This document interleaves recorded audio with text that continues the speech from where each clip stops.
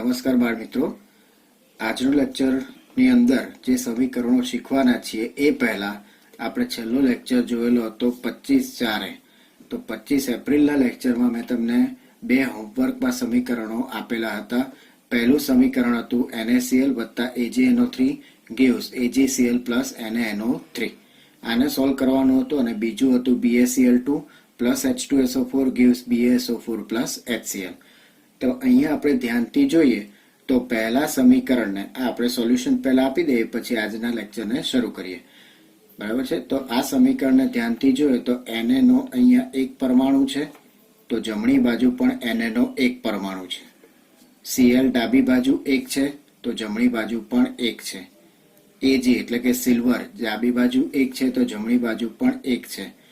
N એક છે, એક છે. O3 એનો મતલબ કે આની અંદર ડાબી બાજુ અને જમણી બાજુ જે તત્વો આવેલા છે, સોડિયમ, ક્લોરીન, સિલ્વર, નાઇટ્રોજન અને ઓક્સિજન, એના જેટલા પરમાણુઓ ડાબી બાજુ છે એટલા જ પરમાણુઓ જમણી બાજુ પણ રહેલા છે.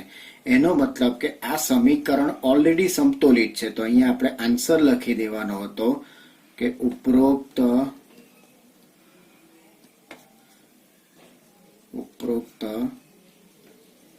સમીકરણ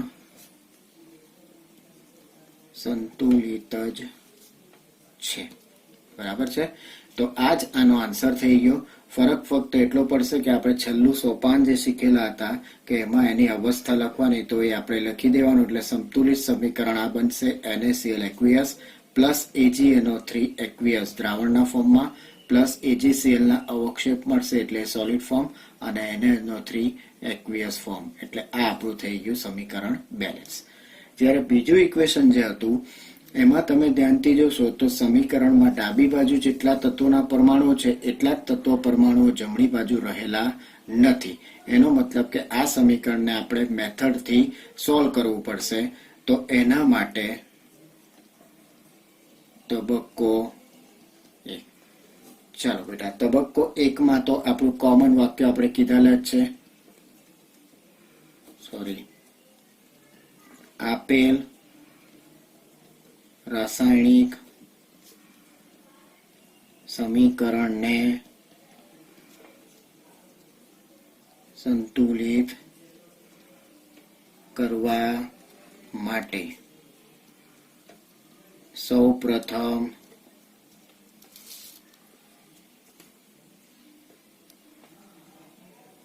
દરેક સૂત્રની ફરતે બોક્સ બનાવી તેમાં હાજર રહેલા જુદા જુદા તત્વોના પરમાણુઓની સંખ્યાની યાદી બનાવો. બરાબર છે? પહેલું સ્ટેપ કોમન થઈ ગયું આપણું બધા માટે. તો અહીંયા આપણે બોક્સ બનાવીએ તો હું લખીશ BaCl2, એનો હું બોક્સ બનાવું છું, વત્તા H2SO4, એને પણ હું બોક્સ બનાવીશ, gives BaSO4, એને પણ બોક્સ બનાવ્યું, અને પછી બાકી રહ્યું HCl, તો એને પણ અહીંયા બોક્સ બનાવેલું છે.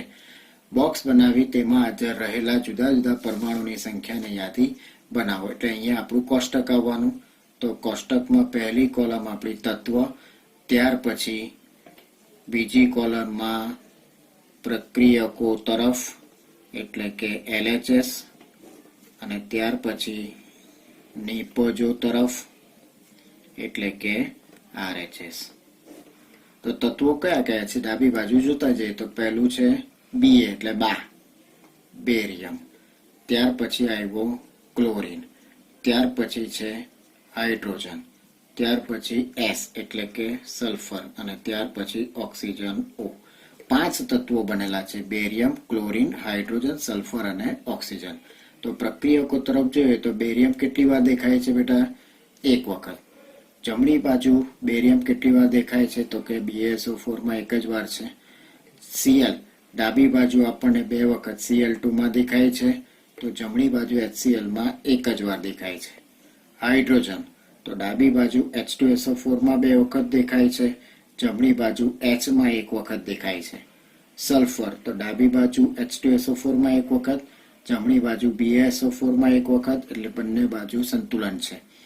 ઓક્સિજન H2SO4 માં 4 વખત, તો જમણી બાજુ BaSO4 માં પણ 4 વખત. તો હવે આ કોષ્ટકને ધ્યાનથી જોઈએ તો બેરિયમ બંને બાજુ સંતુલનમાં છે, સલ્ફર બંને બાજુ સંતુલનમાં છે, ઓક્સિજન બંને બાજુ સંતુલનમાં છે.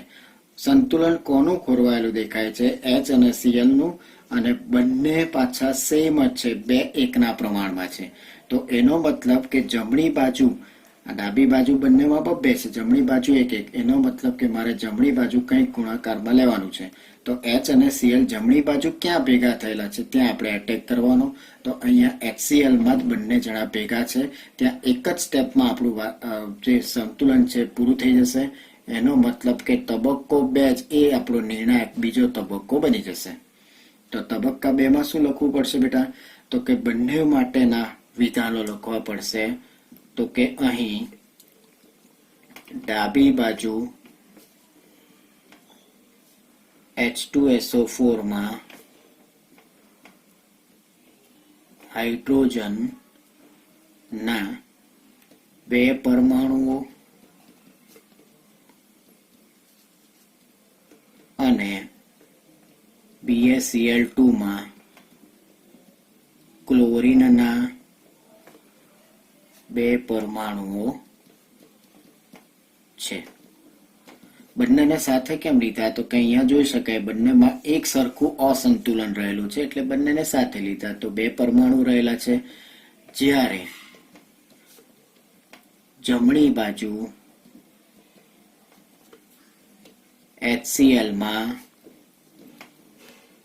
હાઇડ્રોજન અને ક્લોરીનના 1 પરમાણુ આવેલા છે. તેથી તેને સંતુલિત કરવા જમણી બાજુ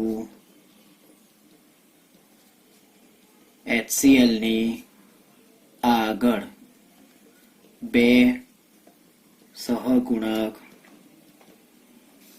મૂકવો પડશે. બરાબર? તો HCl માં બંનેની આગળ 2 સહગુણક મૂકીશું એટલે આપણે જોઈ શકીએ કે બધી વસ્તુ હવે સંતુલનમાં છે. ઓલરેડી Ba, S અને O તો સંતુલનમાં હતા. S અને Cl ની આગળ 2 મૂકીશું એટલે આખું સમીકરણ આપણે સંતુલન મળશે. તો અહીંયા લખી દઈએ. તેથી આપણને સંતુલિત રાસાયણિક સમીકરણ નીચે મુજબ મળશે. બરાબર છે? તો અહીંયા હું સમીકરણ લખીશ ફરી પાછું બેટા. તો BaCl2 વત્તા H2SO4 gives BaSO4 plus HCl, અને એની આગળ 2 સહગુણક મૂકી દીધેલો છે. બરાબર? અને છેલ્લું સ્ટેપ BaCl2 કયા સ્વરૂપમાં? તો કે એક્વિયસ ફોર્મમાં. H2SO4 દ્રાવણ એટલે એક્વિયસ ફોર્મ, BaSO4 ના અવક્ષેપ હશે એટલે સોલિડ ફોર્મ, અને HCl નું પણ દ્રાવણ બનેલું હશે. તો આ આપણું સમીકરણ બેલેન્સ થયેલું કે ફક્ત બીજા સ્ટેપમાં જ આપણને સમીકરણ સંતુલનમાં મળી જાય છે. બરાબર? તો આ થયો આપણો હોમવર્કનો ભાગ. હવે આપણે જોઈશું આજના ટોપિક માટેનો મીન્સ કે આજના લેક્ચરનું એક સમીકરણ. હવે આજના લેક્ચરનું આપણું આ સમીકરણ છે HNO3 nitric acid plus CaOH twice calcium hydroxide gives CaNO3 twice એટલે કે કેલ્શિયમ નાઇટ્રેટ પ્લસ H2O એટલે કે પાણી. તો આ સમીકરણને આપણે બેલેન્સ કરવાનું રહેશે. તમે ધ્યાનથી જુઓ તો અહીંયા બેલેન્સિંગ નથી. પરિણામે આપણે જવું પડશે તબક્કો 1. તબક્કો 1 આપણે ફરી પાછું કોમન જ છે એટલે આપેલ રાસાયણિક સમીકરણને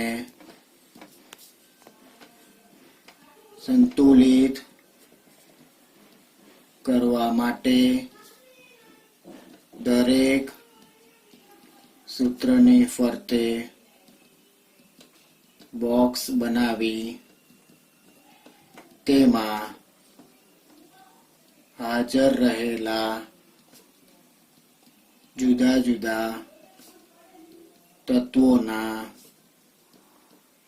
પરમાણુઓની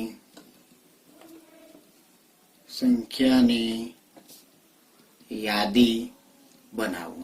બરાબર છે? તો આ HNO3 એને આપણે બોક્સ બનાવીશું, પ્લસ CaOH ટ્વાઇસ એને આપણે બોક્સ બનાવીશું, પ્લસ ક્યુઝ CaNO3 ટ્વાઇસ એને પણ આપણે બોક્સ બનાવીશું, વત્તા H2O એને પણ આપણે બોક્સ બનાવીશું. તો બોક્સ બનાવ્યા બાદ ત્યાર પછીનો આપણો મુદ્દો એટલે કે કોષ્ટક બનાવવાનું. તો પહેલી કોલમ તત્વ, ત્યાર પછી બીજી કોલમ પ્રક્રિયકો તરફ એટલે કે LHS, અને ત્યાર પછી નિપજો તરફ એટલે કે RHS. તો તત્વોમાં જોઈએ, ડાબી બાજુ જોતા છે, પહેલું જ હાઇડ્રોજન છે, ત્યાર પછી નાઇટ્રોજન છે, ત્યાર પછી ઓક્સિજન છે, ત્યાર પછી કેલ્શિયમ છે. ઓક્સિજન આવી ગયો, હાઇડ્રોજન આવી ગયો, તો ફરી પાછું લખવાનું થતું નથી. એટલે અહીંયા 4 તત્વો છે, હાઇડ્રોજન, નાઇટ્રોજન, ઓક્સિજન અને કેલ્શિયમ.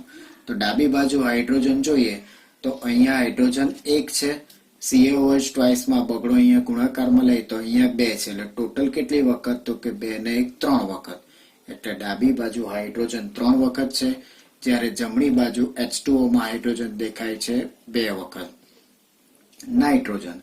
નાઇટ્રોજન જોઈએ તો HNO3 માં 1 વખત છે, હવે અહીંયા નથી, એટલે ટોટલ ડાબી બાજુ 1 જ વખત નાઇટ્રોજન, જ્યારે જમણી બાજુ NO3 ટ્વાઇસમાં 2 ગુણાકારમાં જશે, એટલે N કેટલી વખત થયો? તો કે 2 વખત. હવે ઓક્સિજનની વાત, તો ઓક્સિજન અહીંયા 3 છે અને આ 2, એટલે 3 ને 2 ટોટલ 5 ઓક્સિજન ડાબી બાજુ, અને જમણી બાજુ જોઈએ તો 3 દુ 6 ઓક્સિજન વત્તા 1 ઓક્સિજન, એટલે ટોટલ 7 ઓક્સિજન ડાબી ટોટલ થયેલા છે જમણી બાજુ. ત્યાર પછી કેલ્શિયમ, તો ડાબી બાજુ 1 વખત, જમણી બાજુ 1 વખત, એટલે કેલ્શિયમનો પ્રોબ્લેમ નથી. હવે આપણો નિયમ છે. શું નિયમ છે બેટા? તો કે તબક્કો 2 માં આપણે કોને પર સિલેક્શન ઉતારવાનું થાય? તો કે જેનું બેલેન્સ વધારે ખોરવાયેલું હોય તે. અહીંયા જોઈએ તો 3 2 એટલે 1 નો ગેપ છે, 1 2 એટલે ફરી 1 નો જ ગેપ છે, 5 અને 7 એટલે અહીંયા 2 નો ગેપ છે. કેલ્શિયમ તો બેલેન્સમાં જ છે, એટલે કનો ઉપર પસંદગી ઉતારવાની? તો કે ઓક્સિજન ઉપર પસંદગી ઉતારવાની, કારણ કે એનો ગેપ વધારે છે. તો તબક્કા 2 ની શરૂઆત કરવા માટે ત્યાંથી જ કરવાનું કે અહીં વધારે વારવાળું પહેલા લેવાનું છે, એટલે જમણી બાજુ. હવે અહીંયા જોઈએ તો જમણી બાજુ ઓક્સિજનના કુલ 7 છે, એટલે 2 સંયોજન મળીને કુલ 7 છે. એટલે આપણે શું લખવું પડશે? CaNO3 ટ્વાઇસ અને H2O મળીને ઓક્સિજનના કુલ 7, શબ્દ સમજો, કુલ 7 પરમાણુ છે. જ્યારે જમણી બાજુ, ચાલો જમણી બાજુ જોઈએ તો ઓક્સિજન માટે HNO3 અને CaOH ટ્વાઇસ બંને લખવા પડશે. જમણી બાજુ HNO3 અને CaOH ટ્વાઇસ મળીને ઓક્સિજનના કુલ 5 પરમાણુઓ છે. બરાબર? થોડુંક આગળના દાખલાઓ કરતા, મીન્સ કે આગળના સમીકરણ કરતા થોડુંક અલગ આવ્યું, કારણ કે એક જ સંયોજન એક જ તત્વ બંને સંયોજનમાં આવેલું છે, એટલે આપણે બંને બાજુના બંને સંયોજનો લખી અને કુલ શબ્દનો અહીંયા મહત્વ રહેશે. કુલ 7 પરમાણુઓ અને કુલ 5 પરમાણુઓ આવેલા છે. તેથી તેને સંતુલિત કરવા માટે હવે વિચારજો, અહીંયા 7 જમણી બાજુ છે, અહીંયા ડાબી બાજુ 5 છે. તો HNO3 ની આગળ જો હું 2 મૂકું, બરાબર છે, તો 3 દુ 6, 6 ને 2 8 ઓક્સિજન થશે, અને અહીંયા 3 દુ 6 અને 1 7. એનો મતલબ કે તો પણ એ બેલેન્સ થવાનું નથી. પણ તેમ છતાં આપણે વિચારીએ, બીજું એક વસ્તુ એવું વિચારે કે અહીંયા NO3 આખો એક વખત છે, અહીંયા NO3 2 વખત છે, તો આ સીધો જ બગડો આપણે અહીંયા મૂકીએ તો 2 વાર NO3 થઈ જાય કે નહીં? બરાબર. ઓક્સિજન હાઇડ્રોજન બેલેન્સ નથી થવાના એ આપણને ખ્યાલ આવે છે, પણ NO3 આખો બેલેન્સ થઈ જશે. એટલે NO3 તો અહીંયા ન લખાય, કારણ કે આપણે તત્વને બેલેન્સ કરીએ છીએ, એટલે લખવું તો આ જ રીતે પડે. પણ બેઝિકલી આપણે વિચારીએ તો NO3 2 વખત છે, તો અહીંયા NO3 2 વખત કરવા માટે ડાબી બાજુ HNO3 ની આગળ 2 સહગુણક મૂકવો પડશે. બરાબર છે. તો HNO3 ની આગળ જેવો આપણે 2 સહગુણક મૂકીશું તો પણ એ બેલેન્સ થયેલું નથી, એટલે આપણે એમાં જ લખી દેવું પડે તો પણ H અને O સંતુલિત થયા નથી. તેથી હવે H અને O બેલેન્સ નહીં થયા, કારણ કે અહીંયા H અને O નાઇટ્રોજન તો 2 થઈ ગયા, ડાબી બાજુ જમણી બાજુ અહીંયા 2 મૂકીશું એટલે, પણ H અને O બેલેન્સ થયેલા હોતા નથી. પરિણામે H અને O વાળું સંયોજન ક્યાં છે? તો કે H2O. તો સીધું જ એના ઉપર એટેક કરીને જમણી બાજુ H2O ની આગળ જે અંક મૂકવાય ને તે આપણે લખી દેવું પડે. તો સંતુલિત થયા નથી, તેથી તેમને સંતુલિત કરવા માટે જમણી બાજુ H2O ની આગળ 2 સહગુણક મૂકવાથી આપણને સંતુલિત રાસાયણિક સમીકરણ નીચે મુજબ મળશે. બરાબર છે. એટલે હવે રાસાયણિક સમીકરણ લખું છું તો HNO3 વત્તા CaOH twice gives CaNO3 twice plus H2. હવે ધ્યાનથી જોજો, હું અહીંયા 2 મૂકું છું એટલે 2 વાર NO3 થઈ ગયા. પણ હવે હાઇડ્રોજન જ્યાં 3 2 હતો તો હાઇડ્રોજન કેટલા થયા? અહીંયા 2 છે ને અહીંયા 2, ટોટલ 4 વાર. તો અહીંયા 2 વખત છે તો અહીંયા 2 મૂકી દો તો 2 હાઇડ્રોજન મળી ગયા. હવે ઓક્સિજન ને બેલેન્સ જુઓ તો આ 2 ઓક્સિજન અહીંયા, આ 3 દુ 6, 6 ને 2 8. તો હવે કેટલા થઈ ગયા? 3 દુ 6, આ 2 અને આ 3, ટોટલ 3 દુ 6 અને આ 2, ટોટલ 8 ઓક્સિજન ડાબી બાજુ. એટલે આ રીતે આપણને સંતુલિત રાસાયણિક સમીકરણ મળે છે. અને છેલ્લું સોપાન એક્વિયસ ફોર્મ. ફરી પાછું એક્વિયસ ફોર્મ દ્રાવણ તરીકે મળશે અને પાણી લિક્વિડ ફોર્મમાં હશે. એટલે આ આપણું રાસાયણિક સમીકરણ સંતુલિત થયેલું કહેવાશે. હવે આપણે જોઈશું કે આજના દિવસમાં જે આપણે સંયોજનો જોયા એના રાસાયણિક નામ કયા કયા છે તે હવે આપણે જોઈશું. આ સાથે આજનો લેક્ચર પૂરો કરીએ છીએ. ઘરમાં રહો, સુરક્ષિત રહો, સ્ટે સેફ. જય હિન્દ, જય ભારત.